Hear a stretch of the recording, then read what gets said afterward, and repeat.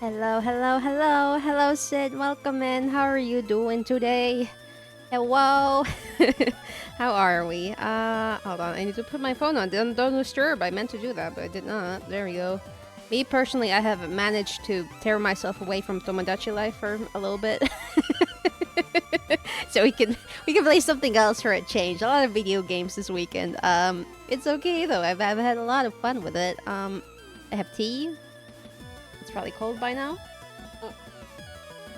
No, it's not. It's still warm. Okay, good. But how are we today? Did I need to do something else? Maybe not. Maybe I'll just go into the game. Press the right button this time. I don't have files in here right now. Okay, I've done something very strange here. I assume this is correct. I hope. Does this feel connect? Maybe. Doing good. Work weekend is over now, so can chill. Was gonna ask Kato when she was going, but sounds like it's going good. Oh, it's absolutely everything I could have possibly wanted. This is the game I've been craving for years now. Oh man, it's been really fun though. Wow, but I'm glad you can chill. I hope your work has been well. Hope it wasn't too hard. What the hell am I in here for?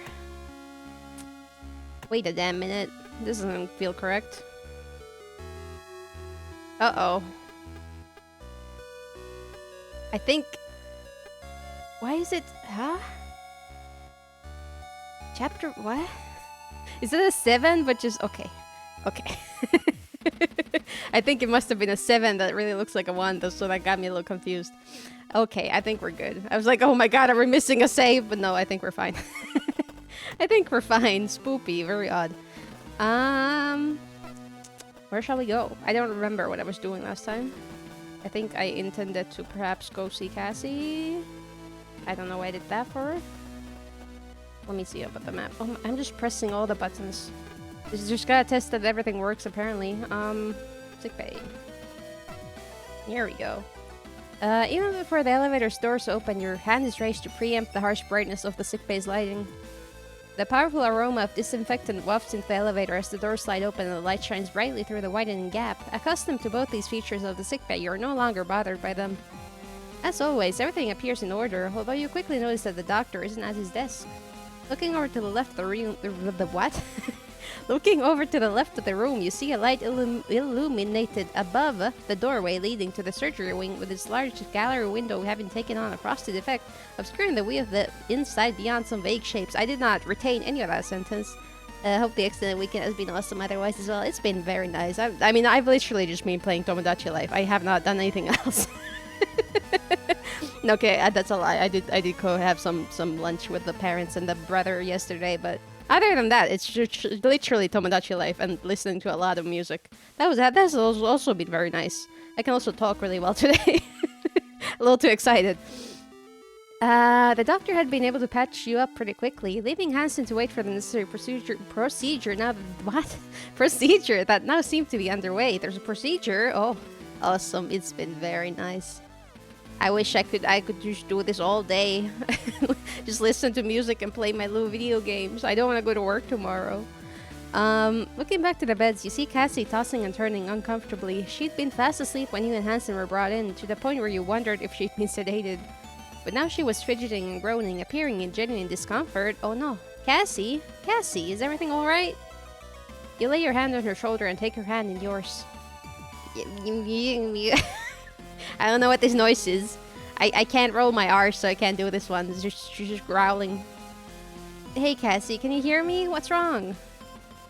Oh, it's you, Ribbon. How was the mission? Did everything... You look pretty tired. Yeah! Oh, no. As she lets out a scream, Cassie yanks her hand away from yours, bringing it up to her head and using it alongside her free hand as if trying to hold her head together. Yeah! You're making a lot of noises. Completely overtaken by pain, Cassie thrashes around the bed. It's all you can do to stop her from throwing herself off it. Hey, Cassie, it's alright. It's gonna be okay. You look around in a panic, unsure of what to do. Your first instinct is to get Dr. Rosarium, but as he's in the middle of a surgical procedure, you don't think he'd be able to drop everything just to come to Cassie. He can absolutely drop everything. He's probably working on Hansen. We can just leave Hansen in there. Just leave him the fucking cut open or whatever he's doing in there. Oh god, she's having a really bad migraine apparently. Cassie, did the doctor leave you anything? Any instructions? Any tablets? Yeah! Cassie, come on, anything?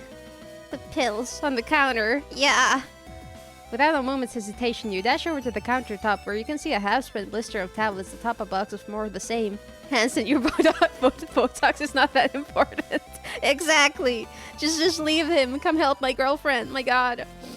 You grab a nearby small glass, fill it with water from the hand washing station, and take it and the tablets over to Cassie. You good? The tablet apparently worked really fast. Hey, Cassie, wake up and take these. Come on. Oh, she didn't take them yet. Uh-oh. You slide your arm under Cassie's back and gently bring her to an upright position, keeping your arm in place to prop her up. Oh, hey, honey. These are the tablets you mentioned, right? Cassandra, still in a daze, blinks at the glass of water and pulls you hold up to her, slowly reaching out to take the glass and then some tablets. Oh yeah, the doctor said they'd help the headaches. Dreamily she places two in her mouth and you help her with the glass of water. She drains it and after you take it off her, you lower her back down onto the bed. Thanks, sweetie. You remain standing over Cassandra for a few minutes, but it looks like she's fallen into the same heavy slumber that she was in when you when you were brought down here earlier. You squeeze her hand before turning to leave, but before you can step away, you feel a gentle grip on your wrist. Wow! Happy birthday! Wowee! Thank you! It's a little early, but that's okay. My god, thank you for resubscribing. Thank you, I appreciate it. Wowee, 4-month streak. 4 months? Oh my god. I didn't realize it's been that long. Damn, but thank you very much. I appreciate it. Hello, Kofi. How are you? Welcome in. Hello. Hey, come back in a bit. I want to hear about your... Before she can finish the sentence, Cassie slumps back under the bed, releasing you. Uh-oh. Sure thing, Cassie. Oh my god, my girlfriend is not doing so hot. Can I talk to her again? Just check on her. Cassie. I wish there was something I could do for you. Even if I can't be here when you wake up, just something to let you know it's okay. Chocolate bar. Hello, how are you? Reaching into your jacket pocket, you pull out the chocolate bar you'd bought from the vending machine during your earlier visit to the mess hall. You furtively look back to the frosted glass of the surgery wing and, assuming that the doctor is still occupied with whatever procedure he's carrying out on Hanson, covertly slide it under Cassie's pillow. It's gonna melt if you put it under the pillow. What the hell? Enjoying some nuggies? Can you please share? I'm so hungry. I should have eaten something before the stream, but I did not. Mailing you some as we speak. Oh, thank you so much. You're my savior. I owe you my life. It's not much, but it's the least you can do to keep her spirits up. Don't let Dr. Rosarium catch you with that, okay? If he knew how much junk you'd been eating from the vending machines, he'd probably get the captain to block your access. With a soft smile on your face, you gently move a few errant strands of hair from her face before squeezing her hand again and moving away. Oh my god, cute. Cute. Oh, we gave Cassie so many chocolate bars. I got an achievement. Can I go into the surgery room to bother the doctor? Please. I don't imagine the doctor wants to be disturbed right now. Well, I want to disturb him, please. Can I? Can I steal some pills? Looking at Cassie, you take the box of pills still in one hand and the empty glass in the other and head over to the hand washing station where you fill the glass with water. Returning to the slumbering Cassie, you pop 2 tablets out of the blister and lay them in the glass on a small bedside shelf next to her. Pausing for a moment, you watch her sleep in a complete peace, a sharp contrast to how she'd been before. What will you do to disturb him? I don't know. I just want him to fuck up Hanson's surgery, I guess. Just knock on the glass really loudly, I guess. Okay, I have so much spit in my mouth for some reason. It's really making speaking very difficult. You know you got a patrol to be getting on with, but the thought of leaving her alone anchors you to her bedside. I wish you could be here when she wakes up, or at least leave her something nice. We already did that. Nuh-uh. Why not? It's the hydrate. Thank you for the hydrate. Should I drink tea or water? I guess I'll drink some water. Wow. Oh, I'm almost out of water. Whoops. There we go. Maybe that'll help, or it might just produce more spit. Who knows? It's just making very odd teas good. Let me sip some tea too. Speaking is difficult. There we go. Oh, it's very sweet. Don't drown. I'm trying very hard. It's easier for you to imagine how miserable it must be to wake up to the harsh lights and stinging scent of disinfectant. Okay, we already did that. I guess I will leave. Who else do we need to talk to? Let me go explore over here. Armory. Go look at the guns. Where's this alleged spit in the audio then? No, it's not in the audio. It's in my mouth. It's staying in my mouth, which is the problem because it makes speaking extremely difficult. Let's see here. Can I steal a gun? I got a full cylinder of electroshock rounds right now, which is more than enough. I don't need anything else. Well, I want more. Fair. Very odd issue to be having. You tug on the locker's handle, but there's no give, indicating that the lock is engaged. It doesn't look like the issues we've been having have affected the armory's security systems. Damn. Ironic coming from you. Oh, man. Oh, man. Not that I'd be too worried, even if it had. You need the captain's authority to access the armory anyway. I'm the only person on the ship allowed in here. JK, I'm being a bully. Oh my god, are you back in your bully era again? Damn. I can't keep track of eras anymore. Just cheaping. You pass through the stillness of the aft thoroughfare and head into the throwing depths of the engineering department. As you make your way through, you look around for any sign of the chief, starting with the catwalks and workstations above you, then the machinery that fills the level you're on, and finally finishing your search by scanning the levels below you. +1 bully. Oh my god, we gotta start keeping score. Hey, Chief. Chief, are you in here? Chief! Valid, hell yeah. Taking a deep breath, you cup your hands around your mouth and shout, Chief! You wait for a moment, but with no response forthcoming, you decide that you can be sure the chief isn't in engineering. Despite the level of noise coming from all the various systems, it wasn't like engineering was that loud. Instead of carrying on your search for Chief Cathays, you turn your attention to the engineering department in general, quickly going through your mental list of checks that make your patrol's report. As far as you can tell, everything seems in order, leaving you without much to dwell on. Damn. Alright, can I look at things? Can I look at the scary engines? That thing is, it's probably really important. Let's leave it at that. No, I will not touch it. Best case scenario, make her really mad at me. Worst case scenario, kill everyone on board. Damn. Move. Central computer. You take a moment to pause outside the door leading into the small room containing the interface for the ship's central computer. Despite looking much like any other door in the ship, made distinct only by the stenciled paintwork stating that what lies within is the ship's mainframe, you can feel the weight of the significance of what lies behind it. Right, Hanson was here on it. That's such a great idea. Let me just pull up my pen. It had only been a few hours ago that you desperately hooked up the... You desperately hooked up the portable sub-terminal and used the last of its battery to open the door, allowing you to make your way inside and reactivate the computer, and then with it the gun dock. Hold on. Few hours? I don't think that's correct. I think it's been a little longer than few hours. You find a small amount of dark humor in the fact that you'd rather be dealing with those circumstances again rather than what was happening now, despite the stress you'd felt at the time. Really never know what you've got until after it's gone. That's very philosophical. You run your hand over the cool metal of the door. It's not like I can get in here anyway. Access is restricted to the captain and Cassie. Really makes you think, really just pondering. With that, you turn away and head back towards the engineering department's main walkway.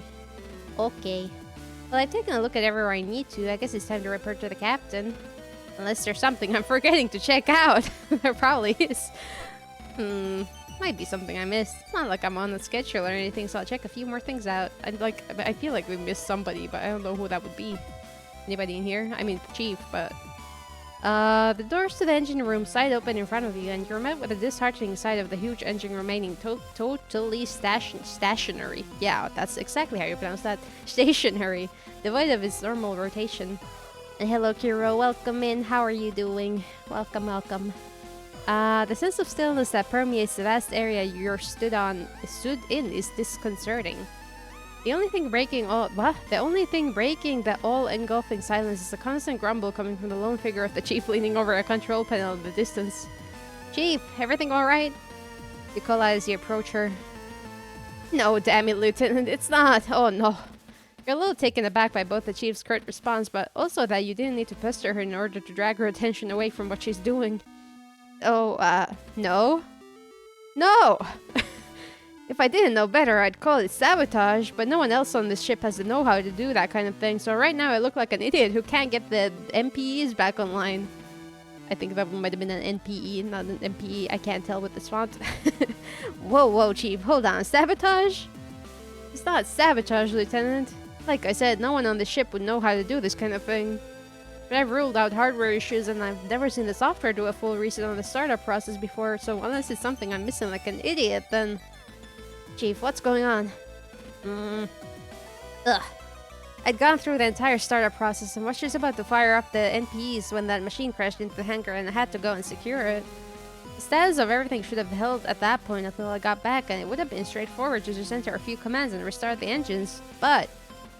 The Chief lashes out with her boot, striking the bottom of the casing of the control panel she'd been working on. The whole process has been reset and all my calibrations and checks have been wiped. I've had to start from the very beginning. Without the NPEs online, I can't even get the ship moving, let alone get the HFDD started. And until I can get the HFDD up and running, I'm stuck here instead of being in the hangar figuring out what's going on with that machine. It's killing me! And every second I waste screwing around with the engines is another second we're adrift out in the boonies with God knows what in our hangar. The Chief strikes the base of the control panel again before leaning over and beginning to key in commands. Even the preset functions I've installed have been wiped out. It's basically at shipyard status. This is ridiculous. Mondays. Yeah, this is a classic Monday at work. First I'm going to have to... Is there anything else? Anything I can do to help? Ha! No! I love your grin when you said that. No. Nothing personal, Lieutenant, but no. There's absolutely nothing you can do to help me in this case. Well, but thanks for offering. No problem, I guess. Before you're even done responding, the Chief has turned her attention back to the screen full of diagnostics and settings and has begun keying in commands, pausing to take note of some nearby readouts and then inputting more information. Make a mental note to fill the captain in on the status of the engine startup process and decide to leave the Chief to it, since there's apparently nothing else for you here. I talk to her again. Just really bother her. Hey, Chief. About the machine in the hangar. What about it? What do you reckon it is? Where do you think it came from? Mars? Earth? That's a damn good question, Maris. I've got absolutely no idea. I've never seen armor, weapons, or a propulsion system like that. I've read speculative proposals about that kind of tech, but we're decades away from even the fundamentals of it. We might be in peacetime, but all the big governments are doing everything they can to develop their weapon systems, ensure they're not caught out again. If anyone had anything like this, even in the testing stages a few years ago, the war would have been over a lot quicker, one way or the other. Even if this was Martian or Terran, doesn't make any sense to test it in the JCFS, no. Whatever, backyard. If it's ours, then why would they send us in without letting us know? So there's nothing? No indication where it came from or what it's for? I can tell you what it is, Lieutenant, that's for sure. That machine is nothing but a weapon. Beyond that, I might be able to figure out some of the answers to these questions. If I wasn't stuck here restarting these engines from scratch. Okay, which you're distracting me from, Lieutenant, so get out of here. I'm sorry. Yes, Chief. Damn. Can I help anyway? Use the engine. I mean, I could, but I probably have to go through the Chief to do so. Which doesn't sound like a good idea. Yeah, probably not. Probably not. Go back over here. Anything else we're missing? Wait a minute. That wasn't this way the last time I passed through here. Huh? Huh? What do you mean? Huh? What do you mean? Huh? Huh? What? Okay. Sure. I think my character might just have equally bad sense of direction as I do. Somehow not in the top 3 of rudest people on the ship. Yeah, not even close. I've been to the airlock. I don't know why I would need to come here. Look at the spacesuits. After you brought the Gundog back online, the whole crew had been reminded about the locations of emergency spacesuits throughout the ship. The attack from that machine was so silent, though, that there was no chance for anyone to put one on. If its attack had been successful, it probably wouldn't have made much difference to the crew's survival if they'd been wearing one or not. Yeah, good point. Good point. Look at the airlock. I had enough views into space from this room to last me a lifetime. The only time I ever want to see this door open is when we're docked. Fair. Fair. I think that's everything, though, right?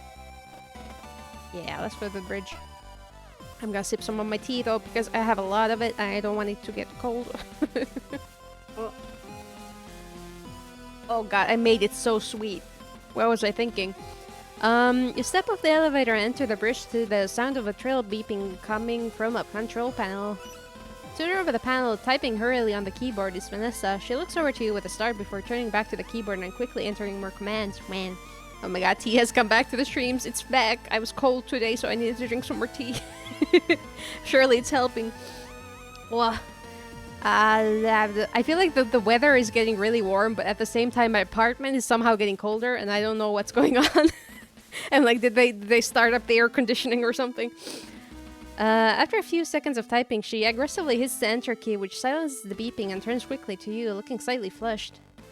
And what do you want, Lieutenant Maris?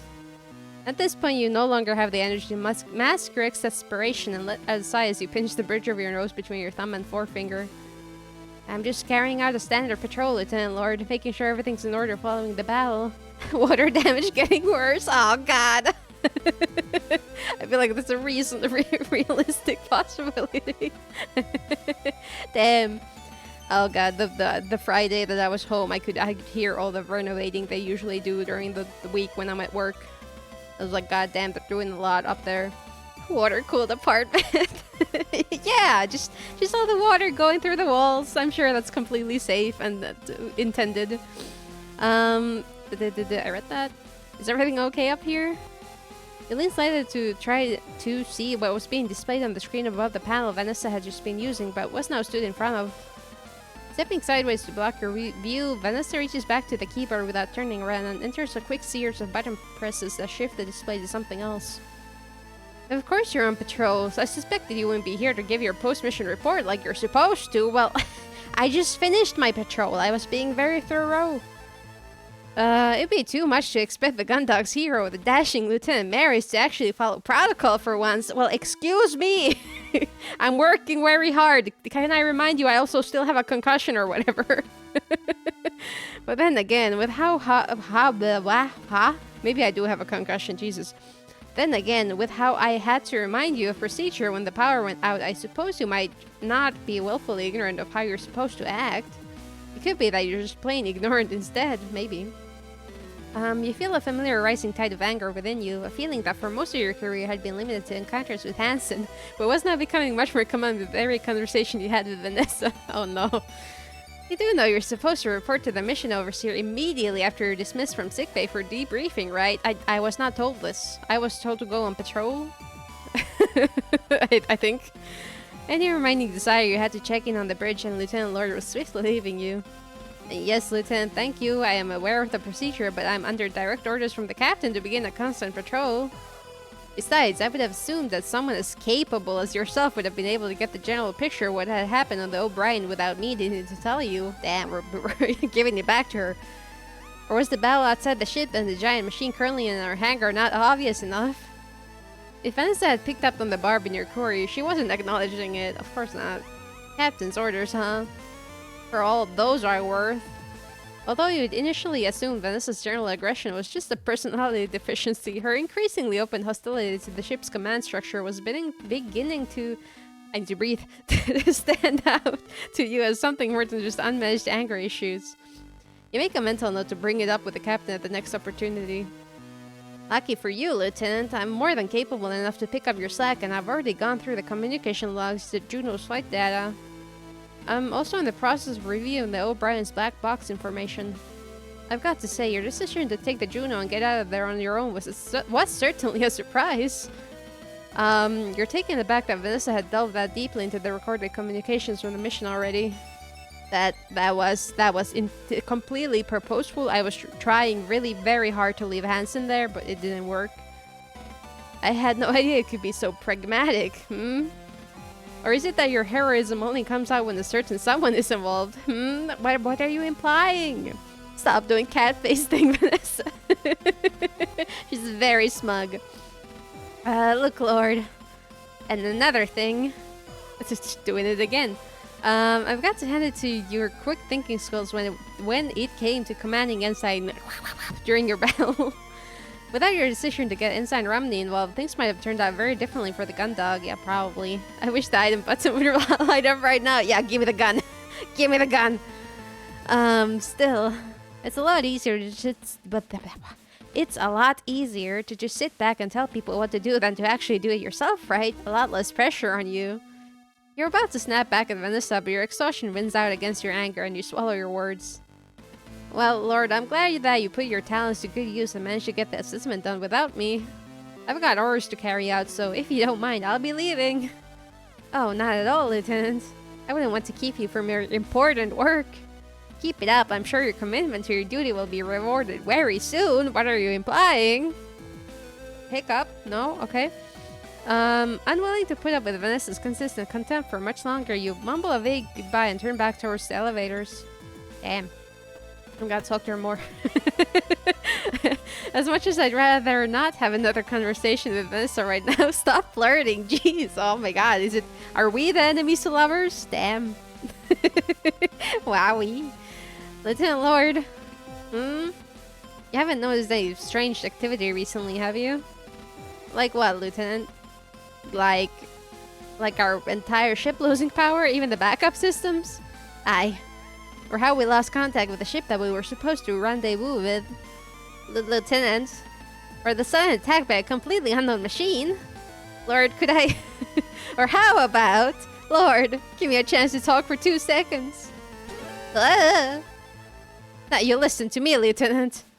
Not giving Vanessa the chance to launch into another tirade, you instead just talk over her. I found the panel for the maintenance crawlway in the central hub on the floor. I'm just checking that nothing out of the ordinary has happened. Oh, is that all? You place your face in your palm, worried by the amount of effort you have to put in just to have a simple conversation with Vanessa. No, I've not seen anything unusual going on. That idiot cat must have put it back on incorrectly. Tell him that... Alright, thank you, Lieutenant Lord. With the answer that you've been after obtained, you quickly shut down the conversation before your patience can run out. Damn. Can I use the chair? I wonder who'd give me more grief for staying in this chair, the captain or Vanessa? Probably Vanessa. Look at the machines. Vanessa was acting pretty weirdly earlier. If she wasn't here, I'd try to check out what she was doing, but I don't think the potential argument is worth doing it with her around. Damn, we gotta lure her out of here so that I can look at the machines and press all the buttons that I want. Where did you want me to go next? Oh no. Doing things. Captain, maybe? Where is the captain again? Somewhere. Move. Captain, I have a complaint to make. I finished checking out everywhere the captain wanted me to. Since I'm here, should I report to the captain? Yes. Well, I've not found anything that really needs reporting, but there's nothing else I need to do right now, so I should let the captain know I've finished my patrol. After briskly making your way to the captain's quarters, you find yourself stood outside her familiar insignia marked door. You're about to knock to announce yourself, but before you can, you instead move your hand to cover your mouth as you let a loud yawn. Aw, damn. Sleepy. You stop midway through your exhalation, interrupted by a twinge of pain in your neck as you raise your arm. You roll your neck a few times, but this does nothing to shift the discomfort that you're now feeling. It seems like the painkiller the doctor had given you was beginning to wear off. Aw, damn it, we need more morphine. Rosarium, can you help, please? Yawning. Tired. You sigh, which quickly turns into a previously uninterrupted yawn. Did it work? No, it didn't work. I didn't catch it this time. Although I have been extremely tired today for no reason. No. The tiredness which you'd been doing your best to ignore since you'd returned to the gun dog was now hitting you hard, and you were suddenly very aware of the physical and emotional toll the past few hours had taken on you. As you feel exhaustion spread through your body, you hope that after you make your report to the captain would command having to take over the security detail whilst you go get some rest. You also hope that following your heated conversation, the captain didn't have a punishment in store for you. Oh yeah, I forgot about that. Whoops. You'd mulled over the protocols you'd broken and knew that she was well within her rights to dismiss you to your quarters here and now. You sigh again, much more deeply, and swallow your apprehension. Being mindful not to aggravate the pain in your neck further, you slowly raise your hand and tentatively knock on the captain's door. Enter. You hear the captain announce from the other side. Lieutenant Maris, I assume you've come to me with a complete report of your patrol this time. Because I am not in the mood for a discussion about anything else. Okay, I'm sorry. I'm just a curious, pure person by nature. You shut your eyes briefly. What? You shut your eyes briefly and draw in a deep breath, mustering the energy to engage with the captain. Yes, ma'am. And you release the breath slowly. Conversations with the captain could be exhausting due to how little effort she seemed to put into them, and right now you felt the very real need to conserve your energy. Having visited fire control, the bridge, and the engine room, aside from the existing issues with the long-range communication system, sensors, and NPEs, there's nothing new to report. With the exception of a few minor technical issues that appear to be I cannot read. Can we please get some shorter sentences?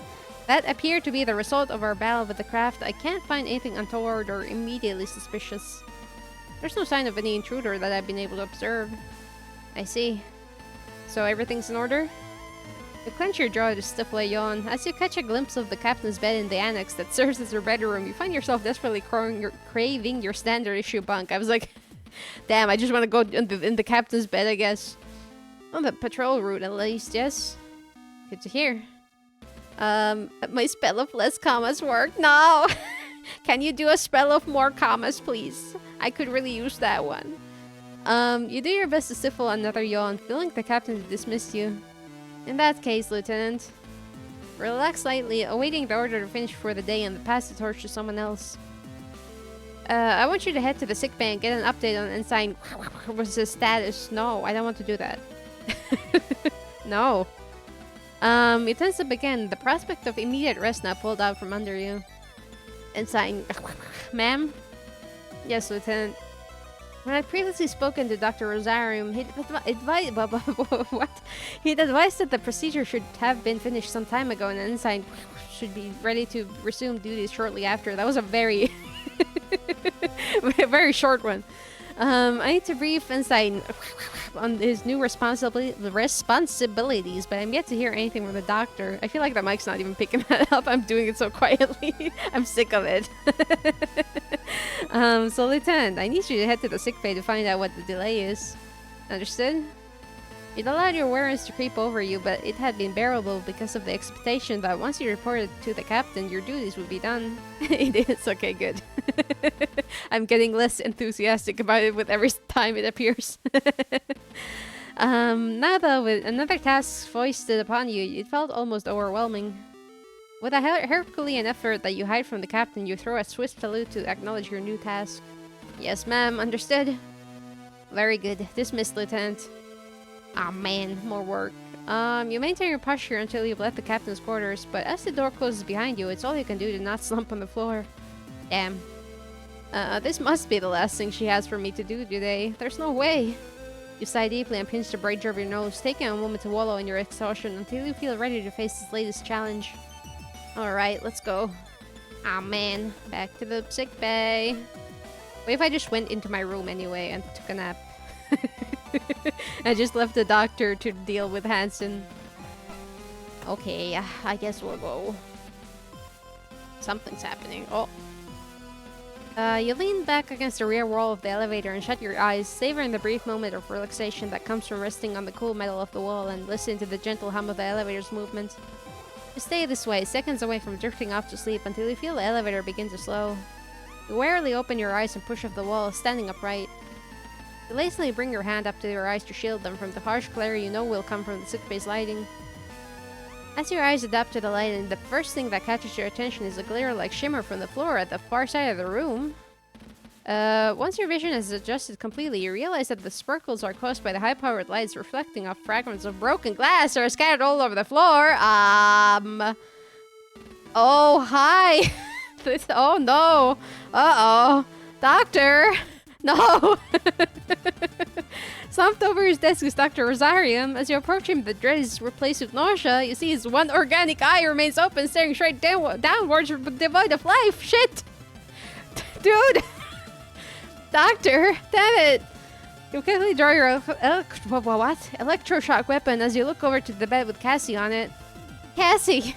No! We have a second dead doctor, fuck! Seeing her lying still, you move swiftly over to check that she's alright and feel a rush of relief as you see her chest rise and fall. A shiver runs up your spine as you hear the sound of someone stepping on broken glass behind you. It has to be Hansen. You hold your breath, wait for a single second, and then swing around, bringing your gun to bear on where you heard the noise coming from. Kill Hansen! I'm on it! I'm on it! As you swing your arm around, it's immediately intercepted, stopping its arc before you can aim at where the noise behind you had come from. All you have time to process is a fist flying towards you, striking you square in the chin. Oh, great. There's nothing you can do but stagger backwards within a second you're unconscious. Oh, God. Uh-oh. Uh-oh. I think you might kill me. Question marks? That's a really good sign. Uh-oh. Wake up, Lieutenant. Wow, wow, wow, wow, wow, wow, wow, wow, wow, wow, I'm scared. I said wake up, Lieutenant. I'm scared. Oh. It's just Vanessa. Asleep on the job. You and your girlfriend are too much alike. Lord, what's... Finally, I was beginning to think that you decided to copy our Lieutenant Commander and play Sleeping Beauty for the rest of the mission. That might be worse. Damn, what if Vanessa punched me? I don't know why Vanessa would have been in the sickbay, but what if it was Vanessa, somehow? Cassie, is she? Ugh. In the same moment that you sit up quickly, a lance of pain strikes you in the base of your skull and you wince, gritting your teeth and squeezing your eyes shut. I wouldn't make any sudden movements if I were you. He found you knocked flat on the floor. We found you knocked flat out on the floor of the sickbay. Looking at the way you fell, you must have taken a serious blow. A shame. It's not like we've got a doctor to deal with that kind of thing anymore. Is he actually dead? This is terrible. What the fuck? Moving more slowly this time, you bring yourself upright and maneuver so that you're sitting on the edge of your bunk. You keep your head bowed as you tentatively feel the back of it where you'd hit the floor. Dr. Rosarium, he's... dead! He's actually dead! Oh god! You must not have had a good look at him, but someone pulled his plug. Kind of funny one. Okay, Lieutenant Lord, that's enough. What about Commander Quinn? Is she... What? You don't want to know more about the doctor? Aren't you already planning your investigation? Shouldn't you be asking me if there's any information that might help you find the... You turn to look Vanessa straight in the eyes, your face a stern expression of disapproval. I will be mourning this. Oh god, we have to hold a funeral. This is fucked up. Just tell me how Commander Quinn is doing, Lord. She's unscathed, Lieutenant. As always, she's somehow managed to come out of things absolutely fine. We've moved her to her quarters for the time being, to keep her secure. Good, okay. You rest your elbows on your knees and place your head in your hands, massaging your temples in an attempt to reduce the pain that had traveled up your neck and into your forehead. What happened? I went into the sickbay and saw Dr. Rosarium at his desk, went over to Commander Quinn, and then... You remember spinning around to aim your electroshock weapon at whoever had been behind you, but you hadn't managed to get a good look at them before they'd knocked you out. I got knocked out. What happened after that? Well, lucky for you, Ensign was in the surgery wing waking up after his procedure. Yeah, he fucking punched me. Oh, he saw the silhouette of your fight through the glass and hit an emergency alarm. It was him for sure, though. He's bluffing. He hit the fucking... He punched me and then he hit the alarm himself. Both things. Although whoever it was managed to escape before he could make his way out of the surgery wing or anyone else could get there. That makes it twice that he saved you on this mission. Maybe we should be promoting him to head of security instead. No, fire him! He punched me! You roll your eyes at the thought whilst cringing. Yeah, that's how you pronounce that. Cringing internally. Having Hansen thank you for your survival was becoming an uncomfortably common occurrence. Very true. Rigged. Oh, God. He's coming from my position. Crinkling, yeah. Crinkling internally. So what's the current situation then? Do we know... As you go to stand up, the same pain from earlier returns and you sit back down, wincing and rubbing your neck. Unfortunately, Lieutenant, no, we don't know anything. With our head of security taking a nap and everyone on high alert at their stations, we have not managed to have the chance to investigate. But don't you worry, Lieutenant Marys. We got Ensigns and Romney taking care of security operations until you recover. The whole ship's on lockdown at the moment. What the fuck are you doing in my room then? Has she just been standing here the whole time that I've been out? What the hell? All clearance is restricted purely to necessary duty areas for each crew member, and access can only be granted from within the room if someone else wants to enter. Yeah, so what the fuck are you doing in here? She's a predator. Oh god, shit. See, okay, I have two theories. Either Hansen punched me or Vanessa punched me. I don't see any other options here. I'm starting to lean towards Vanessa. So the captain's happy for you to take your time to recover. If Captain Bartermoose doesn't want me back on duty immediately, why are you here? Lieutenant, we're crewmates. Can I stop by to check in on your recovery? No, you cannot. Please leave my room. You shoot Vanessa a stern expression, raising her eyebrow but staying silent.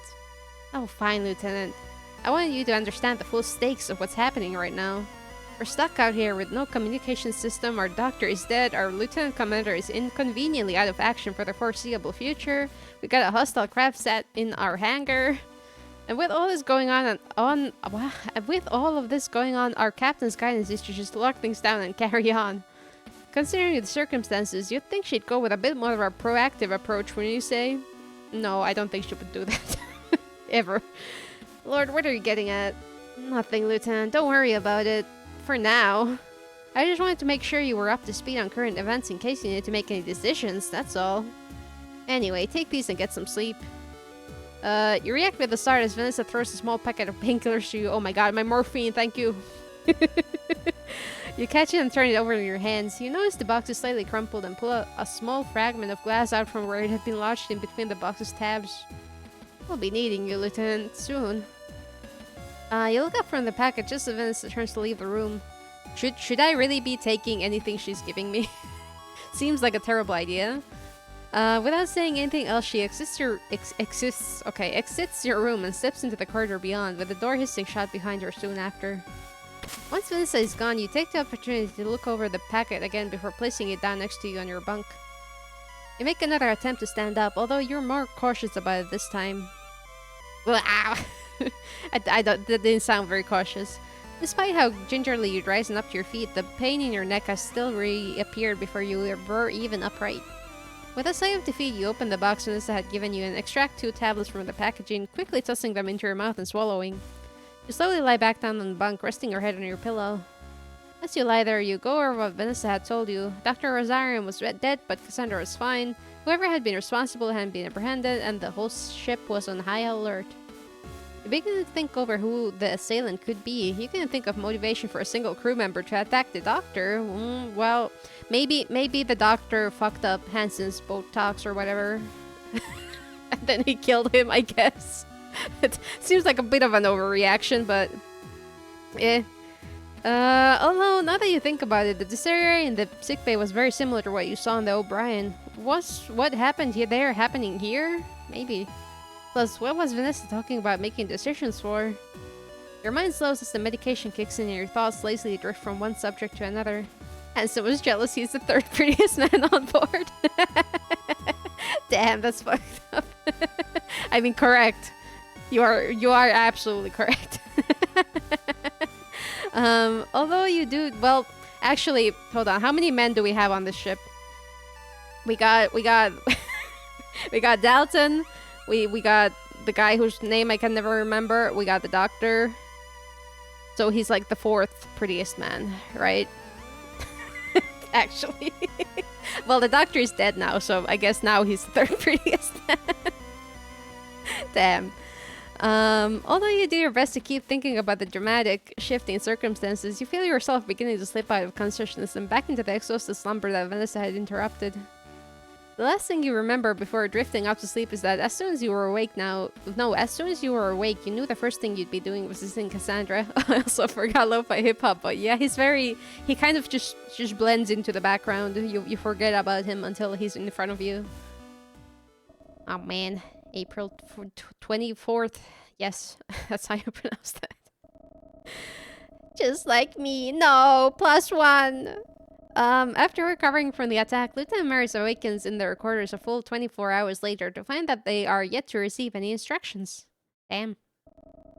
With no pending orders, they decide to check in with Lieutenant Commander Quinn to see if they have recovered from their affliction.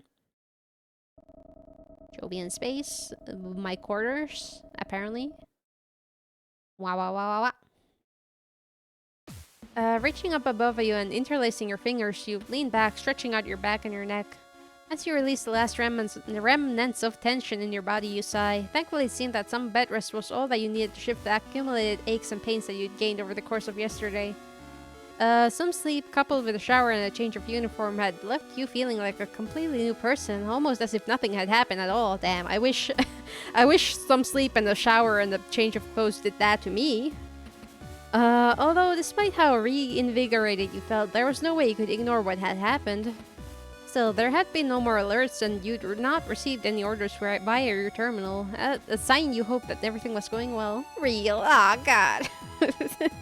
Man, life is so hard. Real. Now that you were fully recovered, Jinx. Oh, God. Damn. You owe me a soda, teehee. Okay, I will get you a soda. Sid can also get you a soda. You get 2 sodas. Now that you were fully recovered, you had resolved to start the investigation into what had murdered Dr. Rosarium and attacked you. But first, you'd be visiting Cassie. Okay, let's go visit Cassie.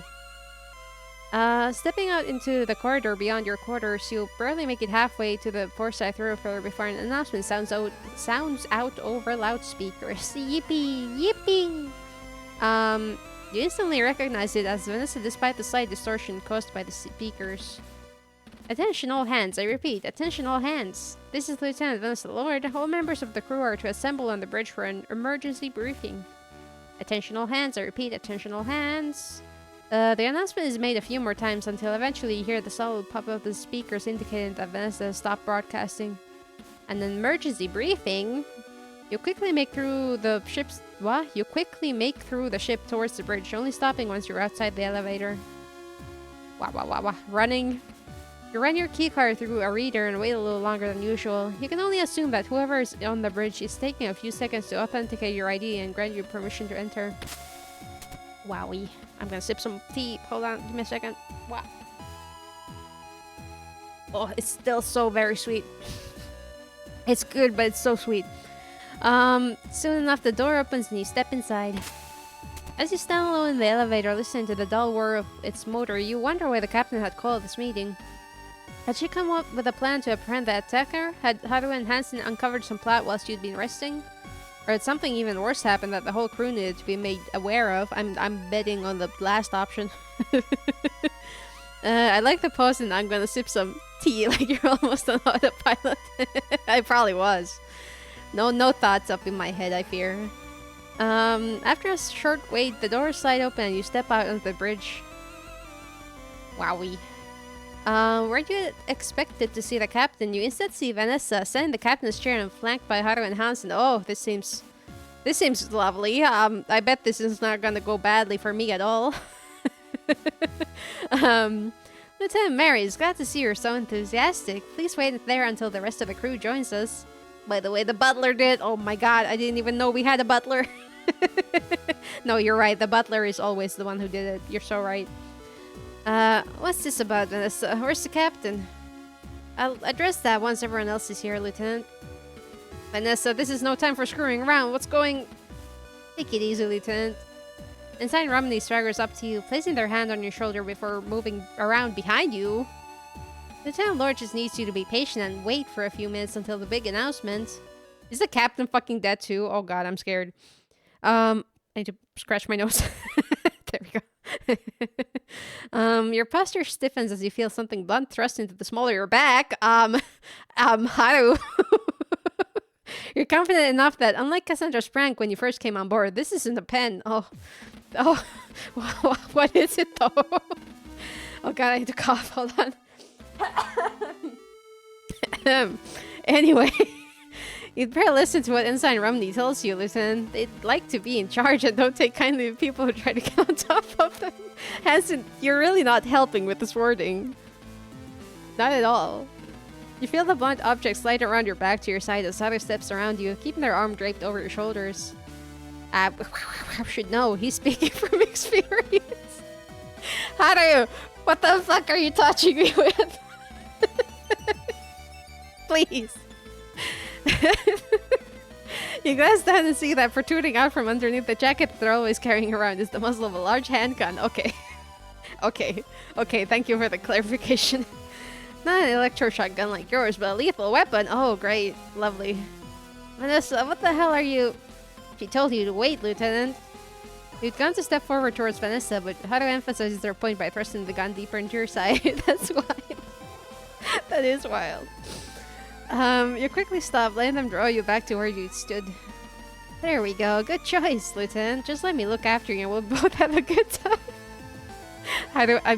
You're making me think you have something else under the jacket.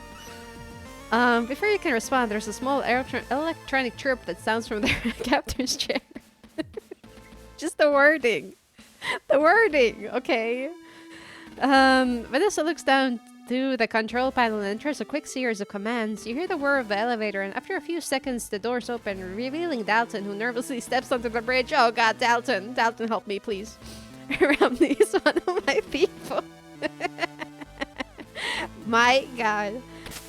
I heard the announcement and that's good, Cadet. Thank you for being so prompt. Do me a favor and stand over there by the lieutenant, would you? Oh, yes, ma'am, will do. As the cadet makes his way over to your side, you look at Lieutenant Lord, staring at her with a silent fury. All you get as a response is a slight... all you get as a response is a slight grin. As much as you'd love to wipe that look from her face, you know that Hansen would be on top of you the moment you try to disarm Haru. My god. Furry, yeah. I first read it as silent furry. very much on purpose. Hold on, I gotta sit up better. Oh god, there we go. There we go, shrimping a little bit. Wow. Silent furry, anyway. Instead, you just remain silent furry. It's good you're feeling better, Lieutenant. I was really worried when I heard about what happened to you in the sick bay. Sid was right all along. I mean, I don't think I've ever denied it. Thanks, Dalton. With her smirk looking increasingly sinister, Vanessa shakes her head at you, causing you to stop your response midway through. Lieutenant? What? What? You haven't had much time to resent Vanessa's subtle malice when you hear the same electric chirp as earlier. After Vanessa repeats the previous process, Dylan soon appears. Wow, great atmosphere in here, huh? Yeah, it's really lovely in here. Dylan looks to all of you, but after receiving no response, he brings his headphones up over his ears and reaches into his jacket pocket. You hear the click of his cassette player and watch enviously as he drifts off into his music. You're being extremely casual about this. I have a gun pointed at me. It doesn't take long after that for the chief to arrive. Much like Dylan, she takes stock of the silence and doesn't interrupt it, instead standing silently by one of the control panels. You all stand in this awkward silence with no one either daring or willing to break the quiet that fills the bridge. Although you notice a few furtive glances from the chief as she surveys the room and some looks shared between Haru and Hansen as they keep the rest of the crew under close surveillance, everyone remains relatively still. Leaning back into the chair and crossing her legs, Vanessa positions her elbow on one of the armrests and rests her head on her hand. Don't worry, everyone. We're just waiting for the captain to arrive and then things can begin. Are we sure she's not passed out in her room again? There's a round of uncomfortable looks that pass between Dylan, the chief, and Dalton. After a moment, the chief steps forward to say something. Lieutenant Lord, what are... Wait for the captain to get here, Chief. It'll all make sense then. You can see the chief mull over this response, and although it takes a few seconds, she steps back, taking her previous position by the control panels. The silence on the bridge, which had clearly never been designed to hold this many people at once, continues to drag on until it's eventually broken by the now familiar chirp of an access request. And here she is now. Lieutenant Lord, what are you doing calling an unauthorized all hands? And what are you doing in the captain's seat? Uh-oh. The level of tension that was already present suddenly explodes, suspense saturated in the air. You feel the hairs on the back of your neck stand up as the realization of what Vanessa is planning hits you. Oh, she's staging a coup? Damn. Just like the chief, Dalton and Dylan... What? Just like the chief, Dalton and Dylan, comma, here, please. Your eyes flick from the captain to Vanessa. Well, it is my seat after all. What did you just say? Striding forward with intensity and purpose, the captain raises her right hand across her body and swings to strike Vanessa. Oh my god. God damn. I disagree. Me too. Careful, Bartimeus. You don't want to get written up for striking a superior officer, do you? At the last moment, Hansen's arm had reached out, viper quick, and he'd grabbed the captain by the wrist before she could bring the back of her hand down on Vanessa. You release me immediately. You idiot, you. Stop saying his name, please. Oh, guy, you're gone. At least it's not pointing at me anymore, I guess. Hey, how about everyone calms down for a moment, huh? Okay, we're all very calm. Stepping away from you, Haru reveals the handgun that'd been hiding under their jacket and waves it around lazily before walking over to stand on the opposite side of Vanessa from Hansen. Now that we all understand who's in charge here, this is mutiny! Yanking her arm back from Hansen, the captain turns to face you whilst pointing at Vanessa. You know what they say about people with large guns. Oh, I'm trying to wiggle my eyebrows. I don't know if it's working. Lieutenant Maris, detain these three immediately. You move your hand towards your holstered electroshock weapon, but find yourself hesitating for a brief instant. No, I will listen to the captain in a heartbeat.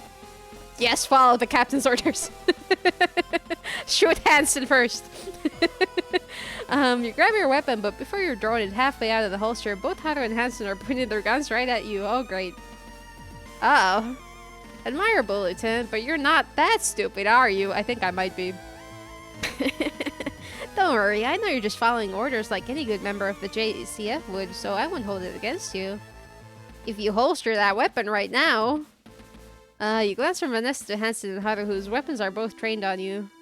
Although Haru's expression is hard to read due to their shades, you can see a steely coolness in Hansen's eyes, telling you that he'd have no hesitation to pull the trigger at Vanessa's order. I see absolutely no steely coolness.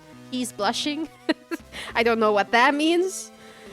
Knowing that you wouldn't be able to draw your weapon before you'd be gunned down, and that the two pilots are clearly willing to do so, you release your grip on the weapon and slowly raise your hands. Good choice. I won't stand for this. All of you are. Yes, ma'am. Within the blink of an eye, Hansen steps up to the captain, balls his hand into a fist, and swiftly strikes her in the stomach, causing her to double over. Hey! Slow down, Lieutenant. Yeah. Whoa, he hates women. Yeah, correct. What the fuck, Hansen? Absolutely no respect. The captain staggers backwards, clutching at her stomach before falling to her knees, stretching in pain. Stepping towards the captain, Hansen cracks his knuckles. That's enough. Okay, I'm gonna stop doing the thing. Damn it, it's gonna be Chris. Damn it, Chris, stop. That'll be enough insight, Chris. I'm sure she's willing to listen now. Unless anyone else has any other objections. His name threw off my whole reading. Question mark. No, okay. Dalton's fucking freaking out. Can we please calm him down? That's what I thought. Uncrossing her legs and rising from the captain's chair, Vanessa takes on a formal posture and walks into the middle of the bridge. Poor Dalton. Yeah, poor little guy. He didn't sign up for this. Yeah, just a little guy. Can we just let him out of the room? He doesn't need to see this. He's so innocent. Also, I just realized we're at the hour mark. Should we take a little break before we go into Vanessa's fancy speech? That seems like a good idea. Where is my break screen? There it is. I will be right back. I gotta go get some water and things, but see you in just a moment.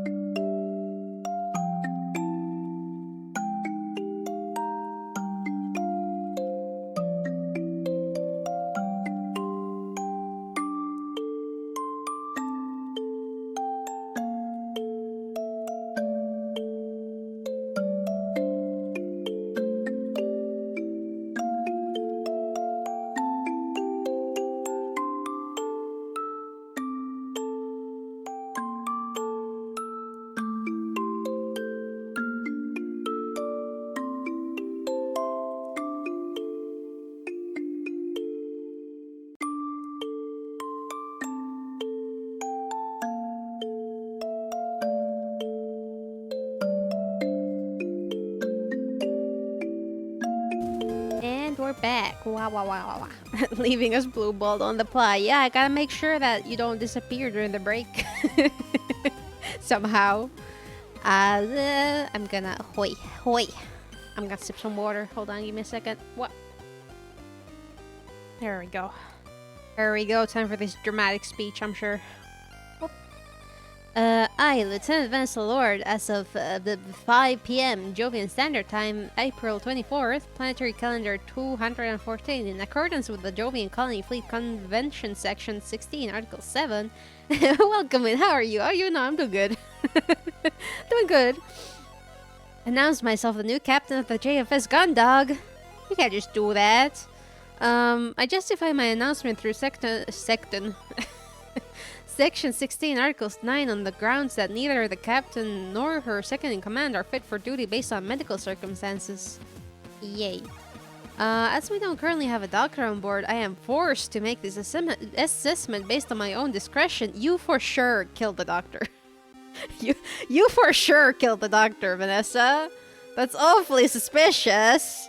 In addition to this, under Jovian Colony Fleet Convention Section 16, Article 12, I am limiting both the previous captain and the lieutenant commander to their quarters on the suspicion of treason. Lord, what the hell are you? Spring forward to grab Vanessa, your hand already on your electroshock weapon, but before you can get to her, you're immediately stopped by Haru, whose pistol is crammed deep into your stomach. Haru, can you please stop pointing that thing at me? I'm scared. There's only so many things I'm gonna tell you to stay cool, Lieutenant. Looking past Haru and the smug Vanessa, you can see that Hansen, who has similarly leveled his gun at the Chief and Dylan, both of whom step backwards. I can read. If you'd care to let me explain. We are currently in the middle of a situation that goes beyond negligence and incapability. Lieutenant Lord! The captain hisses, staggering to her feet with one arm over her stomach. You stop this now or... Ugh. Oh. With a slap that echoes around the bridge, Vanessa sends the captain, who was still unsteady on her feet, reeling. Jesus. As she falls back to the floor, Dalton moves to help her, but is quickly blocked by Haru. Well, let Dalton help, come on. As I was saying, it's clear that both Maris Bartermuse and Cassandra Quinn are traitors. You expect me to believe that the captain and her second-in-command are both incapacitated exactly when their clearance is needed to maintain ship operations? And that someone... and that somehow an unknown craft, clearly made by our enemies, managed to make its way into our hangar, having already destroyed the O'Brien from within and killing its crew. Don't tell me this is a coincidence. It's clearly treachery. I think you're making some very bold assumptions. Frankly. I did not read that. I would assume an intruder before any of that. Why else would they keep us from reactivating the Gundog? How else could that craft have gotten on board without help? Why would Quinn be mysteriously out of sight when that happened? I don't know. Wild mental gymnastics, yeah. Just jump into conclusions. Why else? No, I read that. And then no, I skipped something. This one. The Gundog and the O'Brien are obviously both being offered up as test data for a new enemy weapon, and Bartermuse and Quinn are traitors who sold us out. I don't think so. And then Dr. Rosario ends up dead when she's in his care. And what did he find out? Did she decide he knew too much? No, not only is Quinn a traitor, she's the murderer too. Okay, you're jumping to some very serious conclusions. Lord, that's insane. How the hell could... Did she realize there's a 5G tower in the ship, or maybe, who knows? Damn. You want to be careful, Lieutenant. I'm giving you the benefit of the doubt, since you were the one that brought the Gundog back online to war with Ensign and Chris during that attack. But your close association with Lieutenant Commander Quinn means that I've had my eyes on you for a while, and I'm by no means confident that you're nothing to do with this. After all, Ensign Chris didn't see anyone else in the sick bay after the doctor's murder except for you and Quinn. He was in there. He was in there. Are we not suspecting him at all? I didn't see him in there, but he apparently saw me. Oh my god. God damn. How could I have? Very suspicious. Still, for now it seems like I can trust you. So, as per Section 16, Article 12, I am announcing that all crew present, with the exception of Maris Bartermuse, have the choice as to whether they wish to continue to serve under my rightfully mandated authority, or if they'd like to maintain their allegiance to a traitor and be treated as co-conspirators when you get back to Europa colony. An agonizing silence fills the room as Vanessa stands proudly amongst the crew who shift nervously. Wah, wah. Oh god, hold on, hiccup, maybe. No, okay. Or yes, I don't know. Just the throat doing weird things. Both Hansen and Haru keep their gums trained on the crew on each side of the room, combining the uneasy quiet. Wah wah wah wah wah. Don't worry, I'll be happy to take any lack of response as an affirmative. As the silence drags on, it's clear that none of the crew are on board with the idea, but at the same time it's obvious that none of them have enough loyalty to the captain to justify the risk of being charged with treachery. For you, though, this isn't about the captain, it's about Cassie. Lord, what you think about what you're doing? Taking medical command is one thing, but accusing the captain and Cassie of treason is... This sounds an awful lot like a no, Lieutenant. You grit your teeth and breathe in. Oh god, don't make me make this kind of choice. My girlfriend, though. My girlfriend. Listen, listen. Listen. It is no. There's no way I'd join in with your scheme. This is nothing but your personal grudge. You saw a chance and you took it. There's no way that JCF will take your side on this. It's a shame, Lieutenant. I really thought you had more sense than that. Streamer with integrity, that's right. I mean, I don't know if it's really integrity. I'm just... I just like my girlfriend. And I don't like these people. But I suppose this is no surprise. At least the results matters. Chris... Nothing personal, Mary's orders are orders. Shifting his weapon's focus from the chief and Dalton to you, Hansen walks across the room, stopping only to sweep an arm out from underneath the slowly recovering captain, who was again attempting to return to her feet, sending her back to the floor. He's such a piece of shit. Leave the poor captain alone. I would have saved before saying no, so it speaks to your commitment. Oh. Yeah, that would have probably been smart, but we're going. We're going. I get whatever ending I get. Make life easy for both of us, huh, Lieutenant? Why isn't the item thing glowing? Can I please get my gun? Please. I will probably get shot by Haru afterwards, but it's worth it. It's worth it. Turning on her heels, Vanessa returns to the captain's chair, sitting down with a smug expression on her face. Chief Engineer Cathay's Cat Grange. I want those engines online now. As soon as they're operational, we'll be heading back to Europa colony. Warrant Officer Dees, I want you back in the fire control and to remain on high alert. We're going to assume that we're in enemy territory and want you on the lookout for any hostile activity. Can Chris trip and fall real quick? Oh my god, that would be so good, please. Can I trip him? Can I just put my foot out real quick? Kick his ankles, maybe, even. Understood? Yes, ma'am. Yes, ma'am. What's that, Chief Engineer Cathays? Yes, Captain. You're all dismissed. With that, the 3 crew members quickly depart from the bridge in a single elevator, leaving you with Vanessa, the 2 pilots, and the captain. Inside Romney, you take care of Miss Bartermuse. Sure thing, Captain. Turn their gun in the back of their waistband. Haru walks over to the captain and lackadaisically delivers a kick into the captain's stomach, causing her to heave and curl into a fetal position. Haru doesn't respect women either. This is fucked up. This is fucked up. Come on, Bartermuse, let's get going. Dragging the captain upright, Haru holds on to her until she's able to stand, shoving her towards the elevator as soon as she can stagger forwards. Once you're both on the elevator, the pilot turns to you, looking over the top of their shades as the door slide closed. You made a bad choice, Maris. Yeah, probably. That's fine, though. As soon as the doors of the elevator containing Haru and the captain are closed, the doors on the other open and you feel the muzzle of Hansen's gun as it thrusts into your bag. Please don't stop using that word. I don't want Hansen thrusting anything at me, please. One more thing. Keeping his gun firmly pressed into the small of your bag, Hansen leans around to your side and draws your electroshock weapon from its holster. Shit! Grab it! Grab it! Listen. Listen. Stepping back, he slides your weapon into a pocket within his jacket before gripping his gun with both hands and returning its muzzle to the small of your back. I don't want you getting any ideas. Oh, I was having plenty of ideas. Sadly, I will not be able to make them happen. Take them away, Ensign. Yes, ma'am.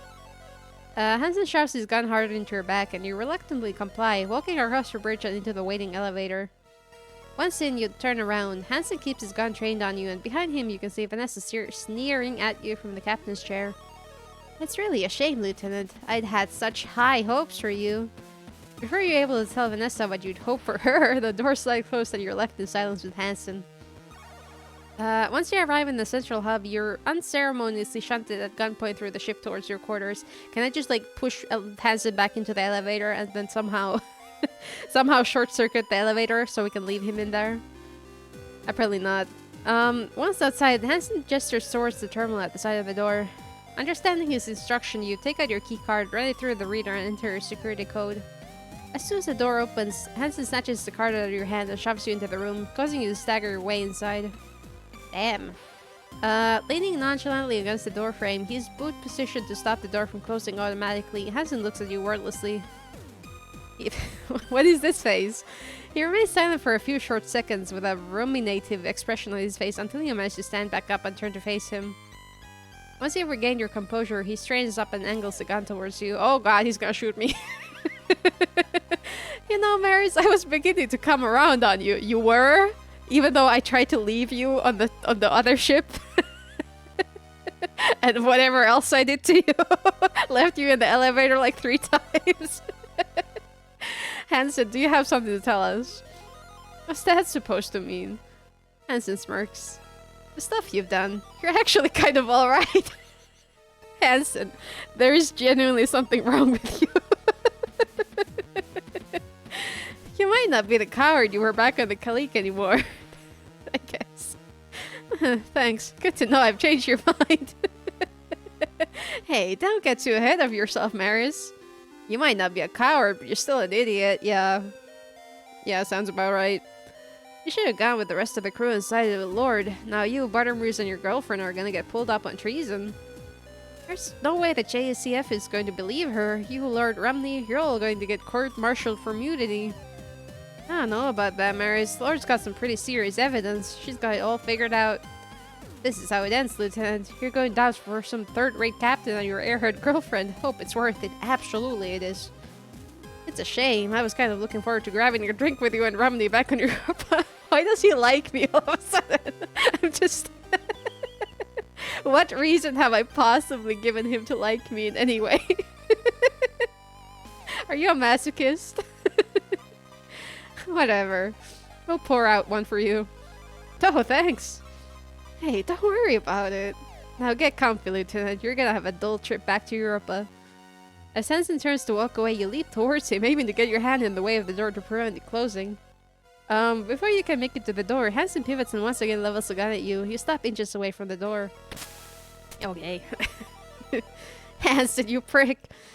You yell, banging your fist on the door. You can't do this.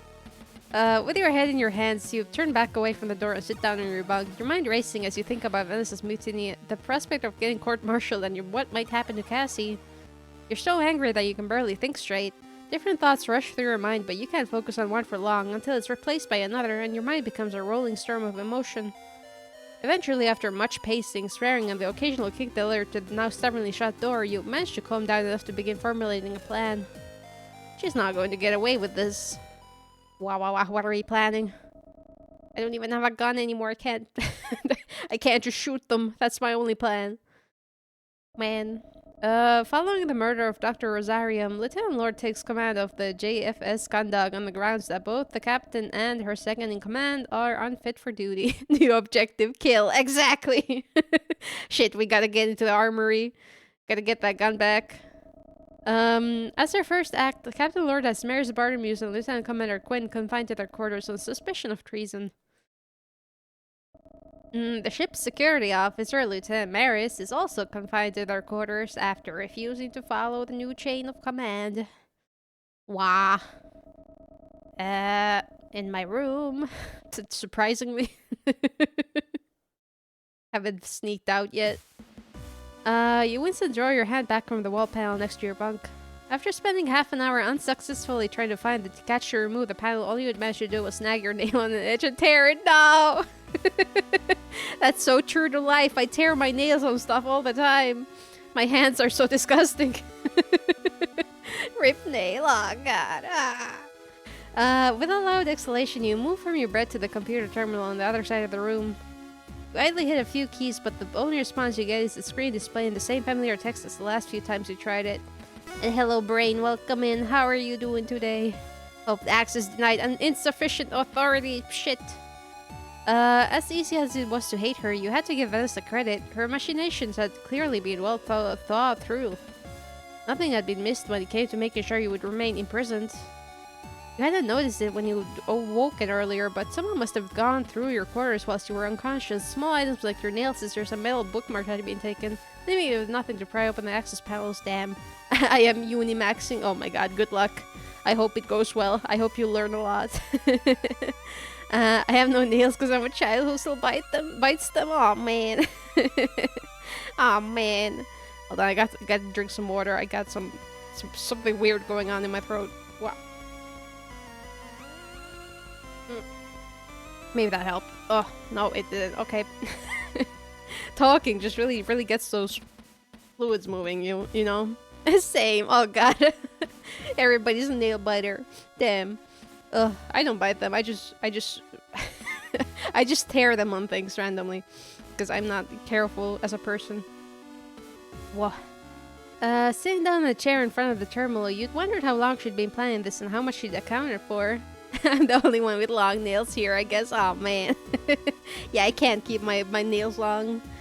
Well, damn, you got them pretty nails. Placing your elbows on the keyboard and your head in your hands, you sigh again.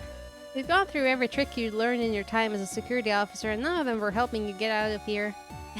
Not if I get anywhere near. Oh my god.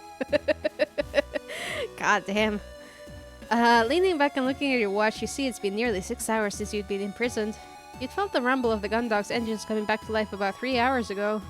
It would only be a matter of days until now you arrived back at Europa Colony. Waiting for you there, if Vanessa was successful, was a trial for treachery. You put your head in your hands again at the thought. There was only one outcome for a guilty verdict on that charge. Uh-oh. Uh-oh, execution! Ho-ho-ho! Whoop. Ugh. Leaning back in the chair, you stare listlessly at the ceiling. There had to be something you could do. Let me take a nap. Let's give this one more go. You clamber up onto your bed and once again run your fingertips around the edge of the panel, trying to find any give or sign of a catch that you can use to remove the panel. Unlike the cover for the emergency mechanism in the airlock, this panel is clearly designed not to be removed using bare hands. Without a tool, there's no way I'm getting this panel off. Right. Alright, do I have a tool? I mean, I have my access card. Can I use it? Apparently not. Wait, I still have my access. Oh, it's Cassie. Oh! I have Cassie's key card! Oh! Just use. Well, it doesn't have any access to things either, probably. Okay, let's see. You type in a few commands and attempt to navigate further into the terminal's interface, but every action you carry out is met with the same response. Access denied. Yeah, I thought so. Damn. What else can I use? These. You kneel down by the storage drawer, sit in the frame underneath your bunk, and push on one, causing the drawer to spring open and slide towards you. Pulling it as far out as it will go, you shove your possessions to either side and lean in to get a view of the inside. Rats. I hope there's no rats in there! As you suspected, the underside of your bed is sealed off with more metal paneling, and the drawer is designed to catch on the inner framework before it slides all the way out. With the main material in its construction being steel and everything being welded together, you know you've got no chance of pulling the drawer out and crawling through. Buddy is just eating all my things. Scratch that idea. Damn. If we had a rat, I could have probably put the rat into a vent or something and sent like a message to Cassie, I guess. But we don't have a rat.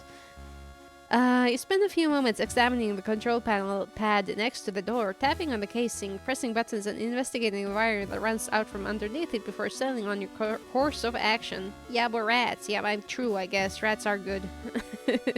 Hey. Hey, Romney, are you going to let me out or what? Hey, Romney, can you hear me? Let me out. Shut up, Maris. just bother her until she lets me out. They. Sighing, no, huh? Yeah, that went as well as I expected. Sighing, you run your hands through your hair, wondering if there's anything left for you to try. You're just about to make another attempt at levering the panel next to your bunk off the wall when someone knocks loudly on the door. Step back from the door, Maris. No! Fuck you! What do you want, Romney? Just shut up and do it! With a sigh, you move back to the far side of your quarters. You moved? Yeah. Oh. Now you just stay there, Maris. You roll your eyes. What did I think that you were going to do? Pins up, oh god. So that's what I'm worried about. You're lucky the captain's so generous. You can get room service. Oh, this is my room service? Okay. As Heather steps back, Dylan comes around the corner carrying a tray of food from the vendor in the vessel. Oh, you have actual food. Okay, I thought you were just bringing me Dylan. Twig delivery. Yeah, exactly. Hey, Lieutenant, how's it? Whoa, let's chat there, Deez. Tray on the ground and walk away. Yeah, chill out, Romney. Whatever. Muttering under his breath, Dylan lays the tray on the ground halfway between you and the door and walks out of the room with Heather keeping their gun trained on you the entire time. Looking down at the tray, you see it's a fairly standard meal. Burger, fries, and soda from one of the vending machines. You had to assume that Dylan had chosen this for you, as you couldn't imagine either of the pilots being so generous. Oh my god, my MVP, thank you for the burger. Now stay where you are. With her free hand, Heather reaches for the control panel on the opposite side of the door. Within a second, the door slides shut and you hear the click of its lock. Oh, look at that burger. Oh, where's the fries, though? There were supposed to be fries and a soda. I only see the burger. Did Heather steal my food? You sigh to yourself. You weren't happy about the situation you were in, but at least they were feeding you. Oh, eat the burger. and milkshake for the fries. Oh, man, no. I want a milkshake just on its own. You take the meal tray over to the terminal and sit down on the chair, balancing your food on the keyboard in order to use it as a makeshift table. At least Vanessa was feeding you. You'd be starting to worry that you'd be left locked in your quarters the entire journey back to Europa Colony with no one bothering to check in on you. After picking out a few fries, you raise the burger to your mouth and bite down. Ah! What the hell? Oh, Dylan slipped something in. You place your burger back on the tray and run your tongue over your teeth. You'd been down on something hard. Pulling back the top of the bun to investigate, you find an entirely unexpected ingredient. Ah, Dylan, yes! Resting between the imitation lettuce and beef is a small pocket screwdriver, just short enough to be hidden within the burger. Grabbing it with a napkin, you inspect it. Not only is it small enough to wedge between the gaps in the panels that make up the ship's ceilings, walls, and floors, it's also got the right size head to unscrew any fixtures you may come across. Oh, this is perfect! You whisper to yourself. Wow, look at that screwdriver. You stand up to put it to use, but your stomach immediately roars in protest. Yeah, eat the burger first. Okay, first things first, I guess. You place the screwdriver in your pocket and pick the burger back up, quickly devouring both it and the fries. Alright, now it's time. Let's go! Can I use it from here? No, I get out. I guess I'll go for this. Alright, let's see. You clamber up in bed. Hold on. Do I use the item anyway? There we go. Taking the screwdriver out of your pocket, you work it into the small gap between the panel and the surrounding wall. Slowly run it along this parting for a few inches until you feel it catch on something. Following some careful movements, you hear the sound of a latch undoing. That's one. You repeat this action a few more times along different parts of the panel. Eventually, the final latch is undone and the whole thing falls towards you. Nice, let's go. You carefully lower the panel of your bed and place it on the floor so as to not alert Haru before returning to investigate what you'd revealed. I mean, that just looks like a wall to me. Damn it! You cuss under your breath. Where you'd hope to see a large space that you could crawl into, you were instead met with a solid steel structural wall with only a few inches of space between it and where the panel had been affixed. You grip the screwdriver tighter and suppress the urge to pound your fist against the wall in frustration. You'd be so close. Okay, take up. Nope, okay. Maybe. Despite a follow-up examination, there was no way you could get into the newly revealed space. Not that it looked like it led anywhere anyway. With a deep sigh, you step off the bed. It looked like you'd have to find another way out of here. Aw, damn, I guess we're going for the door. Even if I could get the door open, Haru's on the other side. Just knock them out. Just knock them out. I don't see them hesitating to pull the trigger. No, you gotta grab the gun! Just really quickly, somehow. Stab him! Yeah, with the screwdriver! Oh my god, that's such a good plan. I'm sure it will work perfectly. Computer. You approach the terminal, a screwdriver in hand, and pause for a moment. Although you can see the screws that fix its external casing in place, you struggle to think of any good that might be done by taking it apart. Well, just for fun. I like taking things apart. I'm just gonna leave this alone for now. Okay, fine. Your turn to do the poking. Yeah, get back at them. Let's see if we can do anything with the screwdriver over here. Taking out the screwdriver, you trace it along every seam and edge within the door and what little of the underside of your bunk you can access. Unfortunately, you realize everything's welded together, leaving you nothing that could disassemble. There was no way you were taking this apart with just a screwdriver. Damn. Well, what is there left? Oh! Oh, I see. Let's see how good Cassie's knowledge of illicit ships-based activities is.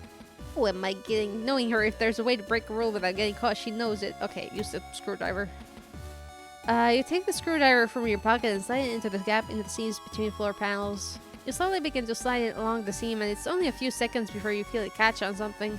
Using your knowledge of how the catches worked from the wall panel you'd removed, you're easily able to undo each one you run into, the panel noticeably lifting away from the floor with each catch that's released. After a few minutes of work, you undo the last catch. Wow. Despite its unwieldy size, you're able to shift the panel out of its original position without creating much noise, revealing a 3-foot drop down into a small tunnel that disappears into the darkness in both directions. Wiping the sweat from your brow, you dust off your hands as you look over the passageway you've really revealed. The speaking is getting more interesting by the moment. Can I look at it? I don't know how she knew it, but she was right. There are crawlways I need to get out of here. Okay. Should really get going. Yeah, I'm trying. As you stand above the entrance that you've just revealed, you look around your quarters one more time. Let's see. Is there anything else I need to do in here? Or should I get going? Once I go, there's no coming back. I don't think there is. Let's just stay here for the time being. Just annoy Haru some more. Hold on. Just to be sure. You don't know why, but something about committing to the decision makes you hesitate. Can I talk to her? No? Okay, fine. Let's go. Let's go. You gaze into the darkness that lies ahead of you. After a few moments of thought, your mind is made up. It's time to go. To prepare for your escape, you return the panel that you'd removed from the wall to its original position, making sure that all the catches are reconnected to the mounting points. Then you prepare to do the same for the full floor panel, sliding it into a position where you'll be able to replace it once you're in the crawlway. Once it's in place, you lower yourself down into the space underneath. I can't just fucking talk anymore. Let me sip some water. Wah. Wah wah wah. Here we go. Maybe that helps. Here we go. Once it's in place, you lower yourself down into the space underneath the floor, kneel down and slowly drag the panel over the opening above you. Talking so good. No, the talking is not so good. I can like feel my brain catching on words. It takes you a few attempts to get it into the correct position, but eventually you have it, and all the mounts slide neatly back into the catches that secured it in place. Now in absolute darkness, you drop to your knees and reach out with your one hand, groping at the darkness. You've got no idea what lies ahead, but you begin to crawl forward. The absolute darkness of the crawlway leaves you disorientated as you fumble your way forwards. Every now and again you hit a corner or drop or a rise that adjusts your trajectory. Ah! Ah, zoomies! Oh no! Maybe talking like Mies will help. Oh my god, the Mies are giving me so much echolalia with the silly voices. Oh man. Hearing nothing but the gentle hum of the ship's systems. Oh, ow! What was that for? What was that for? Owie! Interrupted. Hearing nothing but the gentle hum of the ship's systems, or your own awkward shuffling, and unable to make out anything except for a dry, musty scent that has replaced the sterile smell that permeates the gun dog, you quickly lose your sense of distance and location. Just trying to fix my brain by bonking. It didn't work. No. With nowhere to go but onwards, you continue slowly. My DFS to see what it does. Hey! Hey! So rude. You have no idea how long it's taken you, but you realize that you're able to distinguish the vague features of your surroundings. Sharp edges are now ever so slightly visible, and the seams and bolts that make up the inside of the crawlways have faded into view. What a cruel man. Yeah, what the hell? Abusing the streamer just for your own entertainment. Renewed by the potential that light coming from somewhere must mean there's an opening leading into some accessible part of the ship. Up ahead, you speed up, taking advantage of your restored vision to make your way forward without incident. These sentences are too long. I ran out of breath. No, my husbando. Oh man, broke my heart too. Oh no, Sid, does this mean you don't you don't want Chloe's boyfriend anymore? You did this to yourself. Oh man. Let's see. You turn a corner and are met with a shaft of light that is broken up by the slow and lazy rotation of an overhead fan. Finally. As you continue towards the light, you also see that your singular path is now divided with new routes branching off in different directions, albeit with no indication of where they might head. Oh, do I have to choose? As you come level with the crawlway that branches off to your left, you notice almost imperceptible sounds echoing off in the distance. You hold your breath and angle your ear towards the darkness that they come from and focus, trying to identify them. It takes you some time to be able to distinguish the faint sounds properly from the general thrum of the gundock systems, but as you concentrate, you realize you can make out the whir of motors, the sound of metal colliding with metal and tools being used. It's too quiet to be engineering, which must mean that this way leads to... somewhere. How about over here? Despite your best efforts, all you can make out is pure darkness. There's no movement of air, sound, or smell that could indicate where it leads. As ominous as it seems, you know you can't ignore it. You have to take every opportunity if you're going to free Cassie. True. How about over here? Your nose twitches. The entire time you've been crawling away from recorders, all you had smelled had been a stale musk. Not unpleasant, but a clear indicator that these crawlways were not used regularly and certainly weren't as well ventilated as the rest of the ship. Now though, you could pick up the slight hint of something new, but also familiar. You pause to sniff the air, trying to identify the light hints of fragrance that drift your way. I think I know what that first one leads to. McDonald's! Oh my god, we gotta go there. I want more burgers, please. Taking a few deep breaths, you pick up the notes of something sweet, but also with a slight burning tang, topped off by a chemical tinge. I think I know where this leads. That could be... sickbay? Maybe... I don't know. I don't know. Could also be McDonald's. True. That is also... What if they all go to McDonald's? What if they're all just different rooms in the McDonald's? As you twitch to change your position in order to examine one of the new crawlways you found, you lay your hand on the wall and notice a slight but constant vibration. Burger King. Okay, I would rather go to Burger King though than McDonald's. I like Burger King way more. Running your hand along the paneling, you feel the occasional pulse of a more powerful regular vibration. There's only one thing on the ship that creates a vibration like that. Probably where this crawlway leads. That must be engineering, right? I'm like, I wanna see Dalton. where do I go for Dalton? I guess we could go there.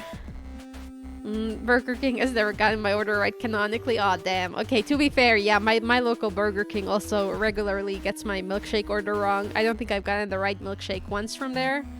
But they also have really good burgers, so I forgive them. They just keep giving me the normal vanilla one. I'm like, I want a chocolate. But usually by the time I notice, I've already left the building. So it's like, damn. Not that I've been there in a while, but... You know what, let's go here. Yeah. Maybe I should save first. Actually. Oop, there we go. I've learned. I was given a burger without the chicken patty at the McDonald's was. Oh no, that's just bread.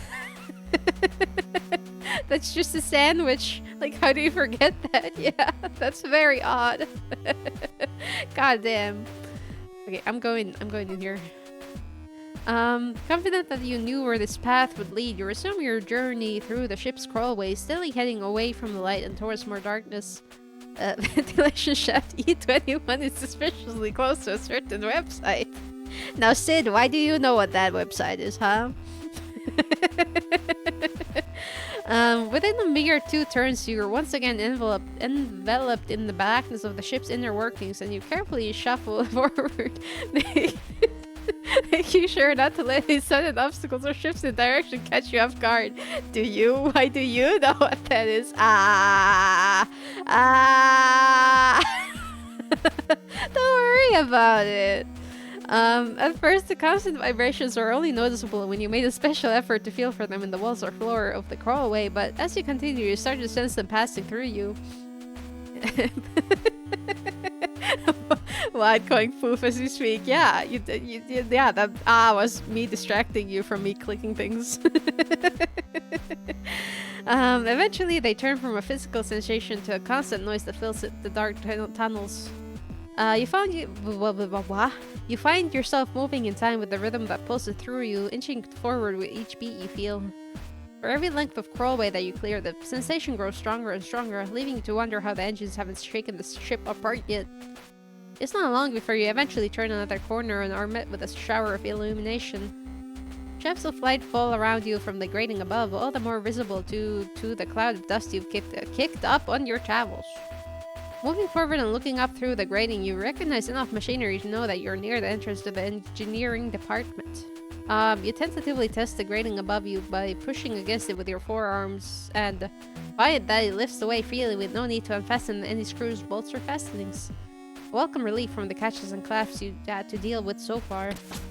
Twisting onto your back so that you can better manipulate the grating without creating any noise, you've only just begun to push it upwards when it slams back down into place with a loud clang. Okay, I think that might be a typo. You quickly release the grating and, with no time to swivel onto your front to crawl away, start shoveling back towards the dark crawlways. Before you can get out of there, you could see the soles of a pair of boots step over you, clanging against the steel grill of the flooring above. Oh my god, Chief! Chief! Save me, Chief! Fancy meeting you here, Lieutenant Maris. With a terrifyingly effortless ease, the Chief squats down and pulls up the grating with one hand. With the other, she grabs you by the collar and yanks you out of the crawlway, roughly depositing you on the floor before replacing the grating. You're being scarily rough with me. It makes me think you're not going to be on my side for some reason. Whoa! Whoa! You got permission from the captain to be out and about? No.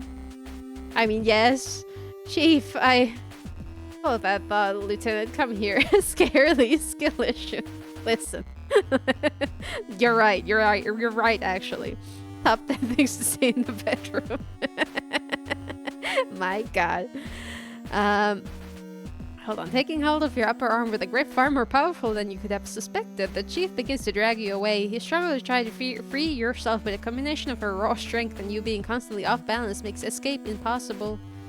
Chief, hey, give me a second to explain. Chief, come on. Stopping only to swipe her keycard through a terminal next to a door, the Chief continues to drag you behind her as she marches on into the newly unlocked area. Only once she's put some distance between her and the entrance does she stop, throwing you in front of her as she does. Throwing me? Oh my god. Distance, yeah. Alright, Lieutenant, we can talk now. Chief, damn it. I was trying to explain. May I have distance? Yes, absolutely. Why do you think I brought you here, Lieutenant? The entrance to this department's wide open. Didn't want anyone catching sight of you. I clicked too fast. Sight of you somewhere you shouldn't be. Especially not if it gets me mixed up in this whole cluster. Impressed you even managed to find your way into the crawlways, to be honest. Don't know how you got in there, though. Access from the quarters would... As the Chief's attention is pulled away from you to the hypotheticals of your escape, you assume that, given she's not raised the alarm, she isn't going to be dragging you back to your quarters or handing you over to the ensigns. Oh, someone hid this in my meal. I used it to... Yeah, look at my screwdriver. Aha, so that's what these wanted for. He told me he needed to replace the batteries on his cassette player. I told him bring it to me and I could install some extra long like military issue ones. Oh my god, you're so kind.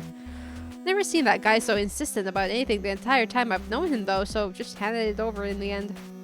Thought it was strange. No way would he pass up the chance to extend his player's lifespan. Should have known that he was planning something. Oh my god, Dylan really the MVP in this situation. God damn. Love them both so much. Me too. Probably has no idea how screwed he is if he gets found out. Chief, listen.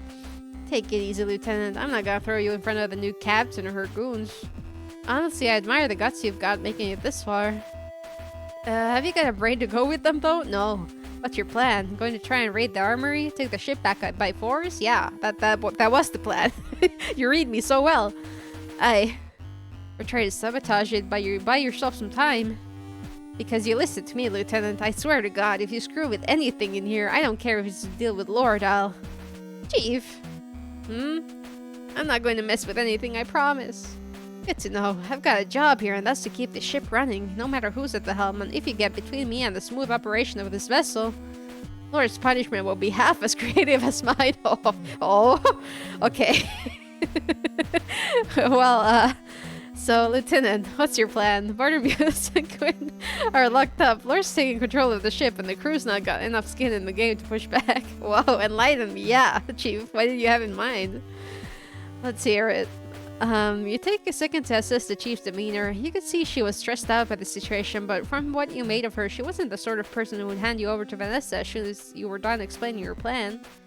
Alright, well, the way I figure, everyone's only going along with Lord because they've got more to lose than gain if they stick up for the captain.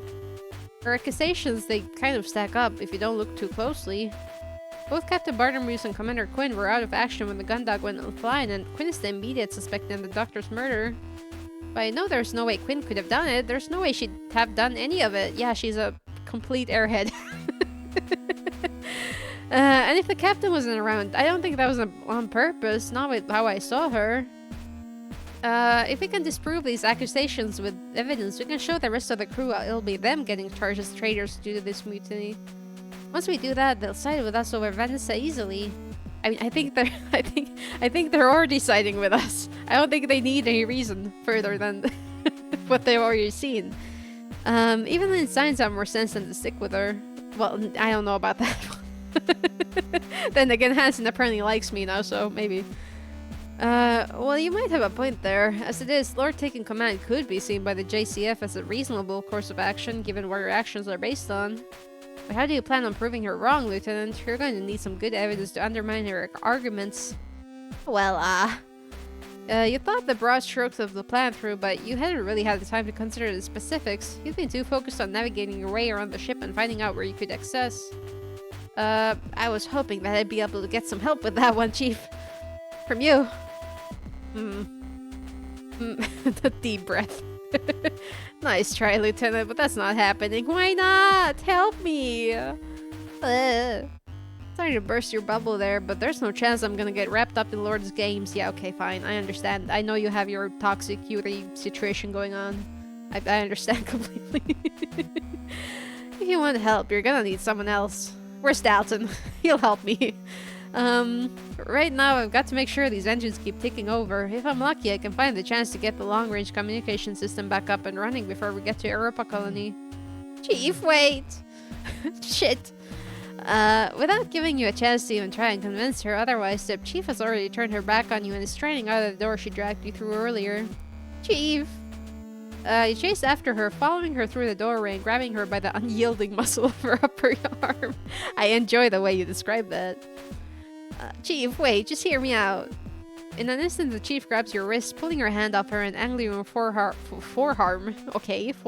away from you in a way that almost sends you to your feet. I told you, Lieutenant, I've got one job, making sure this ship keeps sailing. I've got nothing against you, nothing against what you're trying to do, but keep me out of it. These engines are still touch and go right now, so if we want to make it back to Europa, they're gonna need my full attention. I don't have the time to get dragged into stupid little personal grudges or power plays. Chief releases your wrist, which you had drawn back quickly, the pain from the awkward angle it had been held at shooting up through your forearm. I like Lord as much as you do. I'd love to see her get taken down a peg or two. Wow, no power play. Wow, power plays. Well, we want toxic Yuri power plays. The fuck? Hell, I'd love to take her down myself. Oh. Oh, I just... With that, the chief turns on her heels and strides away towards the engine room. You chase after her, calling out to her to give you another chance to explain, but your pleas have no effect. You're being completely ignored. Eventually, she arrives at the entrance to one of the engine rooms, and before you can stop her, steps through and closes it behind her, leaving you stuck on the opposite side. Damn it, Chief. I need your help. There's gotta be something I can do to get her to listen to me. If I could talk to her one more time, I'm sure she'd come around. I don't know about that. Chief, let me in. Let me in. Can I go to the central computer? The central computer? If I'm gonna prove Cassie innocent, I bet there's some important information on here that will help me do it. You approach the door that leads into the computer's control room and stop. You'd instinctively reach into your pocket to take out your keycard before remembering that Hansen had taken it from you just before he'd locked you in your quarters. But I have this. Hang on. You reach into your jacket pocket and feel the hard, thin edge of a keycard. You knew that Hansen had taken yours, so this must be... Wow, wow, wow, wow, wow, wow, wow. You almost yell out when Vanessa lays her hand on Cassie's hip. Will you stop when you see her withdraw her key from what? When you see her withdraw her key card from Cassie's skirt pocket? Okay, we read this. We have key card. I know. Ah, yeah. Thank you. Vanessa playing herself. Ha! Thanks, Vanessa. With a smug sense of satisfaction, you swipe the card through the terminal next to the door and step through into the small room beyond. Once inside, the door closes behind you and you're left bathed in the noxious glow of the monitor's light. Get good, Vanessa. GG, easy. You tentatively lay your hands on the keyboard and think, right, now I'm here, I can. You step back with a sigh. I have no idea what I'm doing here. Shit, maybe I played myself. Mad cause bad. You dejectedly turn around and leave the room. Okay, fine. What, I just wanted to check my social medias, maybe watch a couple of TikToks, but I guess I guess not. Well, at least I know I can get in if I need to, I guess. And true. Where else can I go? Engines. Although it's almost redundant given how noisy all of the nearby machinery is, not to mention the constant background hum of the engines, you approach the door quietly. Still smug at how Vanessa had handed you the means to get around your imprisonment, you swipe the card through the terminal next to the door and step into the engine room. Although I feel like using the key card is a terrible idea because I feel like surely they have a system where they see which doors are being unlocked by which people. they just see Cassie going around. They're like, wait a minute. No. What are logs anyway? Oh man, you true. Who's looking at them anyway? It's fine. Despite the vast size of this area, it doesn't take you long to spot the chief, who stood over a large control panel. Alright, let's try again. Come on, chief. Help me. No, sci-fi don't have security locks. It's post-trust society. Wowie. I guess you're right. Okay, we're good then. You'd be surprised at how quickly the chief had dismissed you when you'd ask for help. Although you'd assumed she might take a little bit of convincing, you weren't ready for her to completely reject your request like that. As you approach her, you take a few deep breaths, slowing your breathing as you feel your apprehension grow. You knew You knew by how forceful her rejection had been that this wouldn't be easy, but at the same time you also knew that you needed to at least try and convince her to help you. Without your chief assistance, carrying out your plan would be much more difficult. Near the control panel that she stood at, you let out one final long exhalation and draw yourself up to your full height. Your attempt at appearing confident more in order to convince yourself and the chief. Oh gosh, she's nerding out. Spatial distribution of the neutron flux shows reaction rates within parameters. Now that should mean energy release is...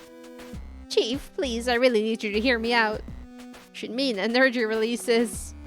For a moment you consider reaching out to turn her towards you, but you know better than to try assert yourself physically with the chief. True. Instead you bring yourself closer than you're comfortable with and raise your voice. Chief, I know what you said, but please, I need your help. Lieutenant, I told you that I need to keep an eye on these engines.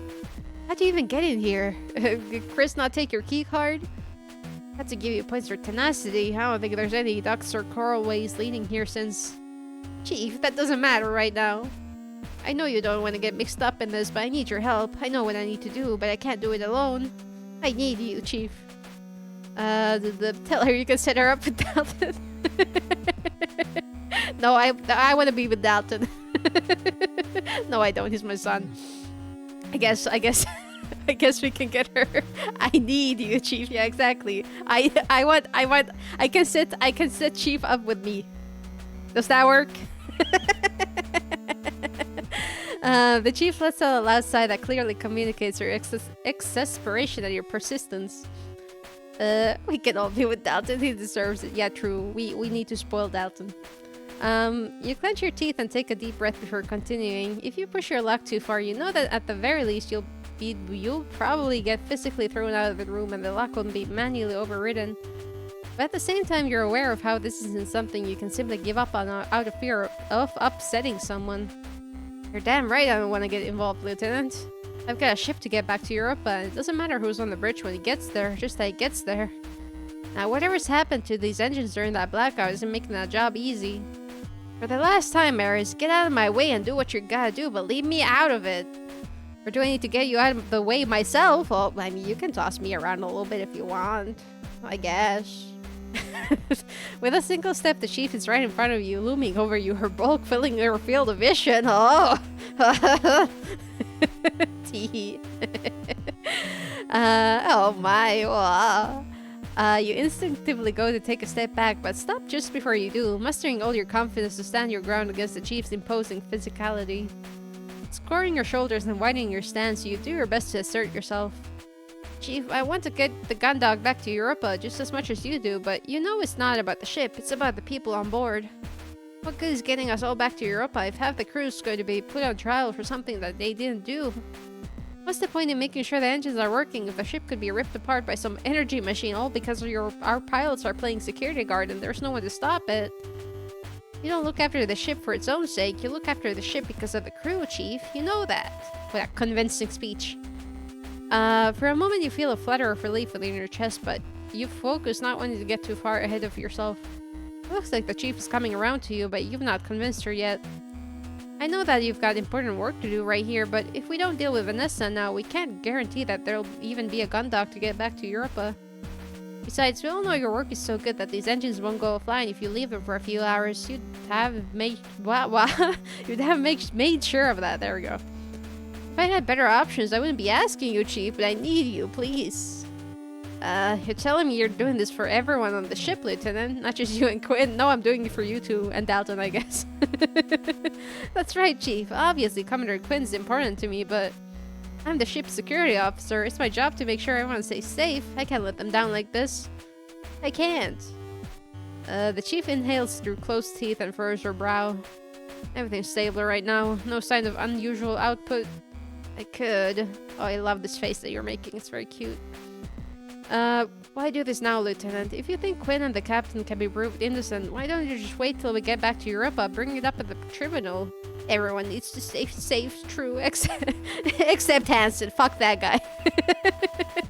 And Vanessa, too. The Chief raises you a good point. Your intent was to prove Cassie, the captain, and yourself innocent. By rights, the tribunal that would investigate this mutiny would be the perfect place for that. But you knew it wouldn't be so simple. I get what you're saying, Chief, but Vanessa would have thought of that already. She wouldn't have done this if she didn't think she'd get away with it. It'll be like that time on the bridge earlier. You know that her story won't line up with what happened, and I bet you that she'll have adjusted the reports to support her case. That's why I need to find this evidence now. Even if I can't convince the rest of the crew to get Bartermoose back in the captain's seat at least, I'll have something I can use at the tribunal.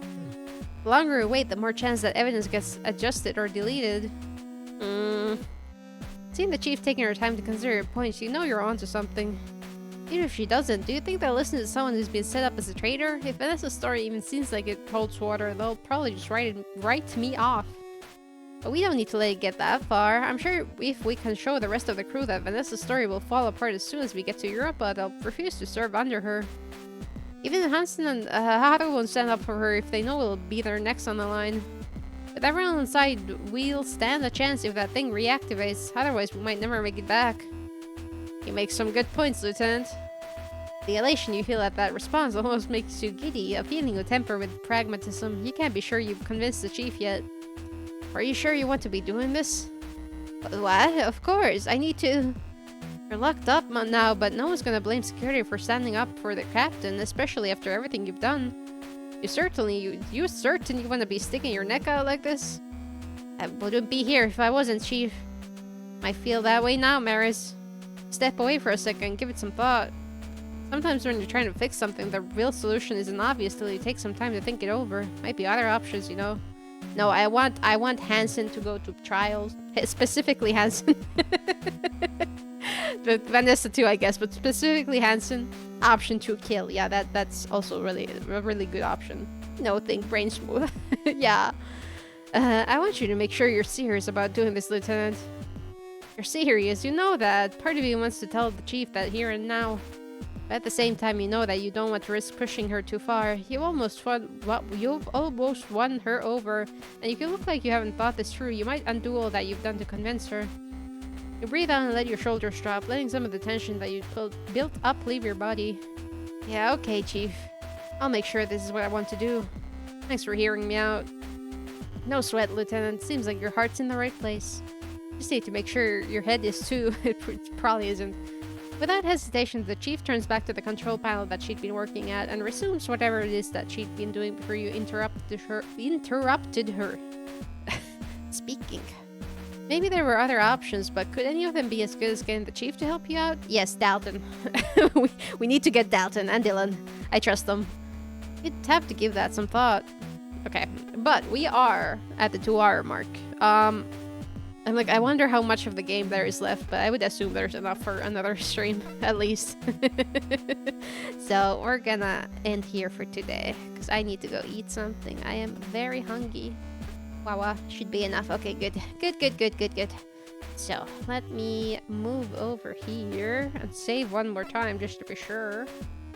Because I don't trust myself. There we go. Whoop. Wow, good night. Fun stream. Thank you for stopping by. It was fun. I feel like we made a lot of story progress. Thank you for the stream. Thank you for watching, everyone. I appreciate it as always.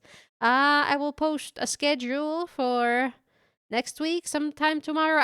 I'm not gonna lie, I still haven't figured out what to play instead of Mystria, but maybe I'll figure it out sometime tomorrow. Thanks for the stream, fun stream. I'm glad you enjoyed it. Have a good week, everyone. Yeah, I hope everybody has a good week. Don't work too hard. Make sure to rest.